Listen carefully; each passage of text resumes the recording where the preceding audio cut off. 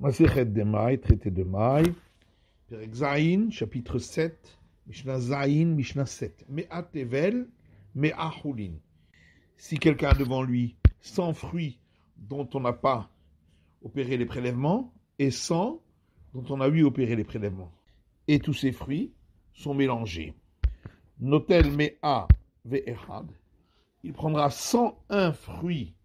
car ainsi il est sûr d'avoir pris au moins un fruit de ce qui n'avait pas été prélevé, qui constituera le dixième du dixième, donc le prélèvement au prêtre à partir de la dîme au lévite.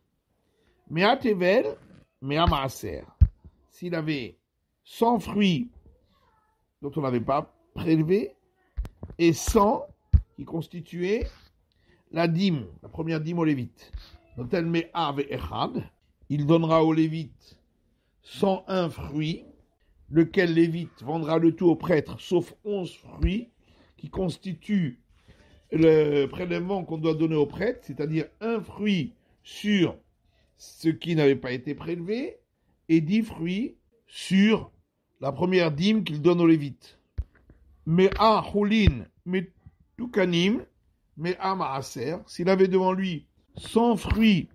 dont on avait déjà opéré les prélèvements, et 100 qui étaient première dîme au lévite, notel mea vaeser, il prendra de ces fruits 110, afin d'être sûr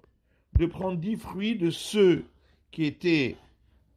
prélèvement lévite, afin qu'il soit le prélèvement au prêtre de ces 100 fruits, donc le dixième de la dîme.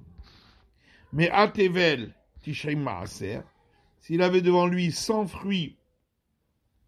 dont on n'avait pas opéré les prélèvements, et 90 qui étaient de la première dîme, tishim tevel ou shmonim maaser, ou 90 fruits dont on n'avait pas opéré les prélèvements et 80 de première dîme, lo yisid kloum, il ne perd rien, puisqu'il lui suffit de prendre 10 fruits dans le premier cas pour le prêtre et 9 dans le second cas. Zeraklal, voici la règle. Kol zeman chez hatevel meroubé, si les fruits dont on n'a pas opéré les prélèvements sont plus nombreux que ceux de la première dîme, lo yisid kloum, il ne perd rien, puisque les fruits pour lesquels il n'avait pas opéré les prélèvements pourront se substituer et devenir ainsi la première dîme au lévite, de laquelle